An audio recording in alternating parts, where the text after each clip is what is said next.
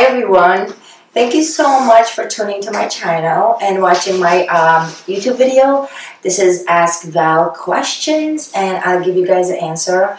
A lot of you send me questions through my other social media that I try to answer as much as possible.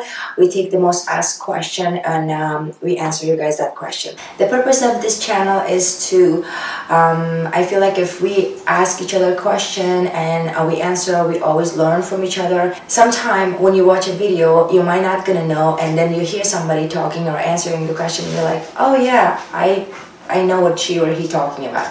So that's the purpose of the channel. Hopefully we can help people out there and give them the answer and they can apply it to their life and get results.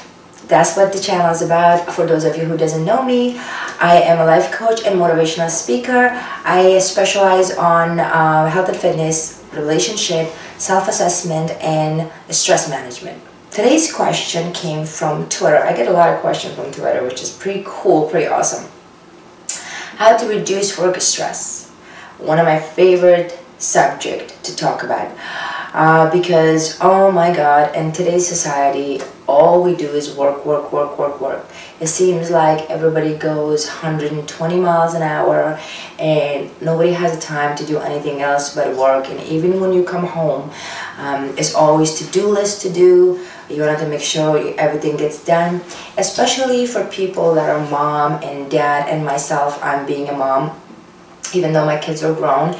But still, you have that sense of responsibility that if they need something, you have to be there for them.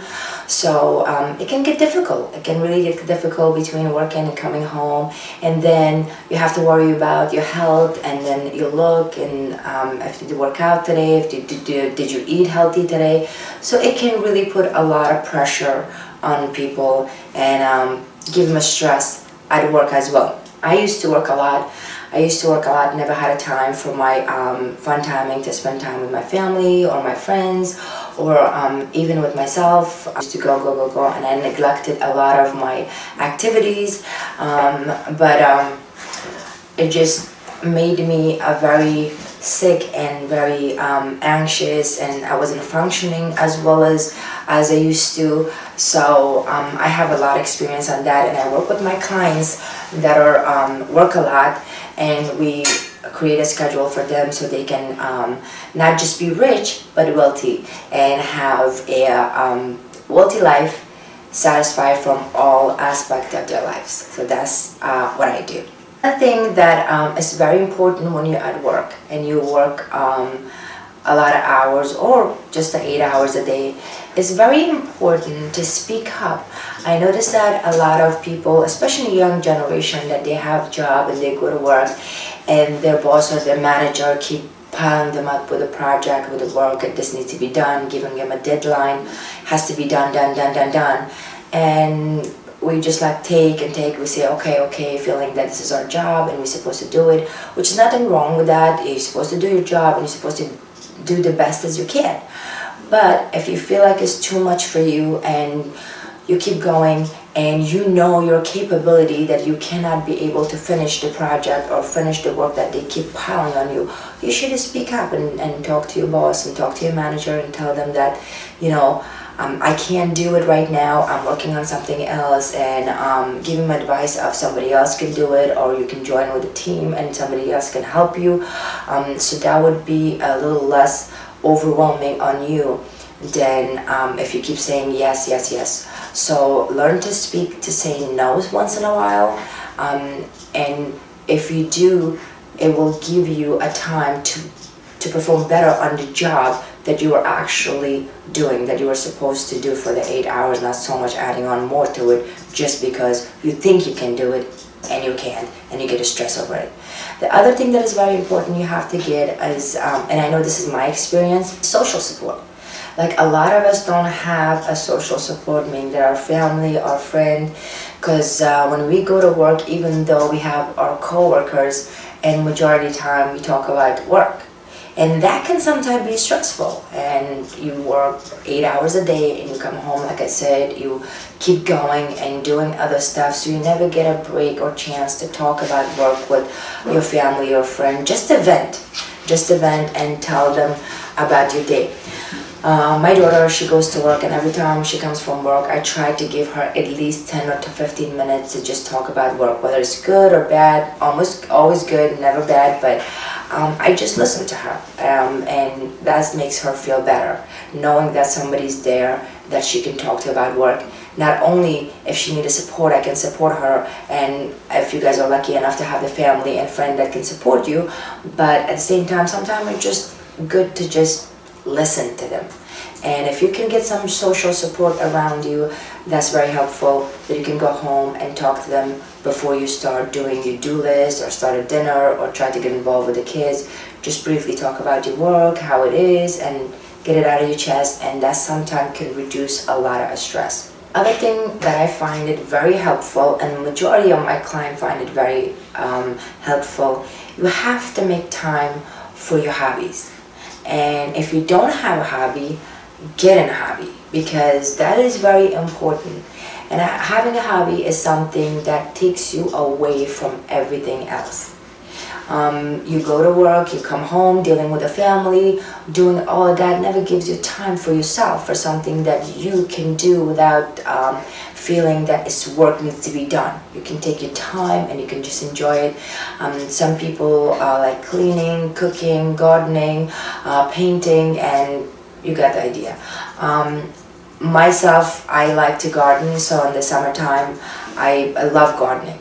I love the outdoor, I love the nature, I love to just take some time and listen to the birds and get some sun and smell the fresh air, and that's refreshing.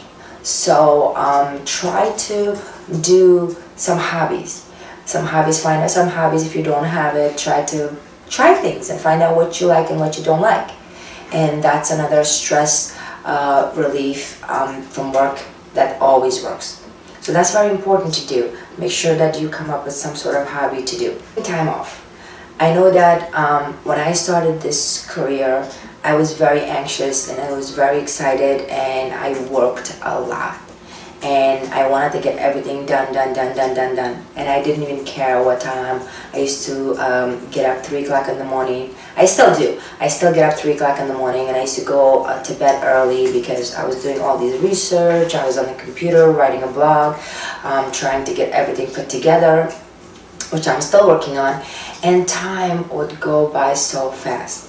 And you don't realize it, and just days goes after day, then to a week, to a month, and then you just get exhausted. You get exhausted, even though the work gets done, which is great, the project that you wanted to get done, things that you want to accomplish, but sometimes it's good to recharge yourself. So if you can afford going to a small vacation, short vacation with your family, and especially putting all your electronic device away and stay away from work for a week, if you can, even like 1 or 2 days, if you don't even have to go on vacation, it just doesn't make a family time and make it your time, and it just take time off from work and do things that you enjoy besides work. I know some people enjoy their work. I love my job, I love my work, but it's good to just get a different perspective, different environment, different ideas, listen to other people's and spend time with other people's, and especially stay away from all the electronic around you, because in today's society that can be very distractive, and we can't help ourselves but to reach our phone every 5 minutes and see what's going on. So that's a very important thing that you have to remember. That's another thing that you can do to reduce stress at work. And we all do it. That goes to the next thing that I'm going to talk about, is that a lot of people do work a lot. Not only they don't get a time off, but they don't sleep. They don't sleep as much. They stay as late as they can at night to get the work done. And without realizing that how damaging that can be for your body.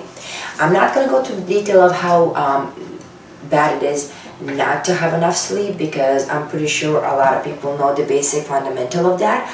But just from the mood point of view, if you don't get enough sleep, you get up the next day, you're feeling tired, you're feeling cranky, you're feeling anxious. Those are the types that happens when you don't sleep. And the medical part of it, I'm sure you guys can do a research and see that they really recommend that you should have between 7 to 8 hours of sleep. Make sure that sometime put work aside and just get some sleep. And if the work is very important and you have to get it done and the due date is tomorrow and the deadline is tomorrow, try to get some power nap during the day in your schedule. If that's the case, because I know a friend of mine, she's working like, she's working in a fashion industry, and she goes sometimes 3 days on a row and just she wants to get done. And I know her job is demanding to be done, and they're doing a show and it has to be done, and I understand that. But the other days that she's doesn't have as much work, she's trying to get some power nap in there. Power nap is very helpful. If you can get that done in your schedule in your daytime, that would be great. If not, try to go to bed and try to get between 7 to 8 hours of sleep, at least 4 to 5 days a week. You know, we're all busy and saying that thing, but at least if you can get that in there, that will reduce a lot of stress from your work. Last but not least, eating. As we all know, a lot of people avoid eating when they work. They work and their nutrition and their diet just is not the first priority for them.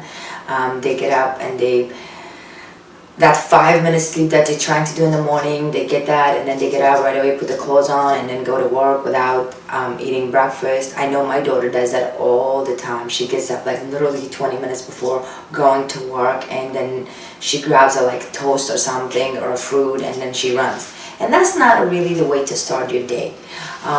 So make sure that you prep your food the night before, your lunch. And get a lot of snack and have it ready and put it in a lunch box and take it with you, so when you go to work it's ready, you just have to take it. And I find that very helpful, because when I was working, a couple of my friends, they were smoking, so every time we would go to smoke break, I would eat something. So we would take 2-3 breaks at a time before the lunch, and then we would have lunch, and then 2 breaks and eat. And I saw the difference of that. The days that I would have a little bit snack between meals, it actually gave me more energy versus the day that I was like just eating like breakfast, lunch, and dinner. Or sometimes I would skip lunch because I wanted the work to get done, or skip breakfast. So if you're not a big breakfast person, try to take some snack with you, start working, have your coffee and stuff, and then an hour later, 2 later, try to have something healthy. And if you can take that and go outside and go someplace quiet, or in a cafeteria, or someplace that you have to be away from computer and just sit down and listen to your favorite music and eat it, that would be wonderful.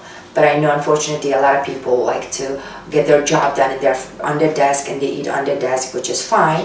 Nothing wrong with that, but try to get some snack in your body, because that would level all your metabolism and your sugar level and everything else, and you will be less tired having snack between the meal at work rather not having it.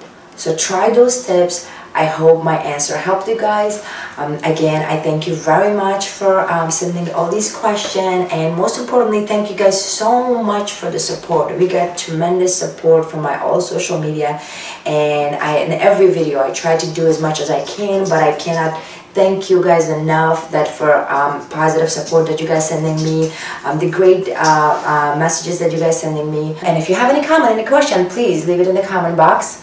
And subscribe to the channel, tell your friends, and with each other we can make a difference. And give me a comment, like give me an opinion if you want this show to be in a certain way, and if you guys want me to do something, add something, take something away, I'd be more than happy. I love to hear from you guys. So thank you again for watching, and then I'll see you guys tomorrow with brand new questions.